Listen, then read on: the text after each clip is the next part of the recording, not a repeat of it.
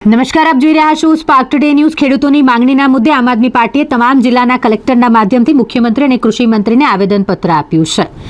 અમદાવાદ, સુરત, સુરેન્દ્રનગર, જૂનાગઢ, રાજકોટ, અમરેલી, ભાવનગર, બોટાદ, ભરૂચ, નર્મદા અને આ સિવાયના અલગ અલગ ગુજરાતના જિલ્લાઓ કે જ્યાં ખેડૂતોની જે માંગ છે તેનો સ્વીકાર કરવામાં આવે માટે આમ આદમી પાર્ટી ખેડૂતોની પડખે છે। 1,10,000 ખેડૂતોના રજીસ્ટ્રેશન બ્લોક કરવામાં આવ્યા છે, તેને તાત્કાલિક અનબ્લોક કરવામાં આવે।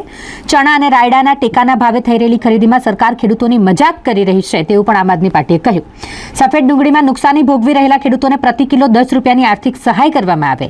ખેડૂતોનું સ્થળાંતર અટકાવવા માટે ફળદ્રુપ જમીનમાં સિંચાઈનું પાણી પહોંચાડવામાં આવે। આવી ખેડૂતોને લઈને અનેક જે સમસ્યા છે તેનું સમાધાન સરકાર દ્વારા કરવામાં આવે તેવી માંગ આમ આદમી પાર્ટી દ્વારા કરવામાં આવી છે। મહામંત્રી તરીકે આ જિલ્લા કલેક્ટર મારફતે મુખ્યમંત્રી અને કૃષિ મંત્રીને રજૂઆત કરવા માટે આવ્યા છીએ।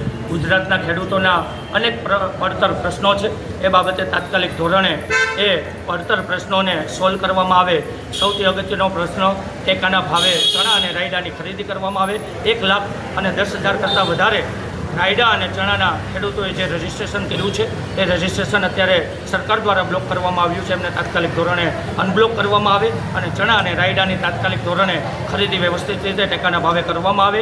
સાથે સાથે બીજો અગત્યનો મુદ્દો સફેદ ડુંગળીનું વાવેતર સૌરાષ્ટ્રના ભાવનગર, અમરેલી અને સૌરાષ્ટ્ર પંથકના ગામડાઓમાં આ સફેદ ડુંગળીનું વાવેતર અનેક ખેડૂતોએ કર્યું છે, પરંતુ એમને મુખ્ય માંગણી એ છે કે એમને પોષણક્ષમ ભાવ મળતો નથી અને ભાવ ના મળવાના કારણે આજ ખેડૂતો પીડાઈ રહ્યા છે, ખેડૂતો રડી રહ્યા છે। તો તાત્કાલિક ધોરણે ખેડૂતોને પોષણક્ષમ સફેદ ડુંગળીનો ભાવ આપવામાં આવે, સિંચાઈનું પાણી દરેક ગામડાઓ સુધી પહોંચાડવામાં આવે। આજે ગામડાઓ ભાંગી રહ્યા છે, તો ગામડાઓને ફરી પાછા ગોકુળિયા બનાવવા માટે સરકારશ્રીને અમે વિનંતી કરીએ છીએ કે ગોકુળિયા ગામ બનાવવા માટે પ્રયત્નો કરે। આ ત્રણ માંગણીઓ સાથે આ જિલ્લા કલેક્ટર મારફતે અમે મુખ્યમંત્રી અને કૃષિ મંત્રીને રજૂઆત કરવા માટે અમારી આમ આદમી પાર્ટીની સમગ્ર ટીમ અહીંયા ઉપસ્થિત છે।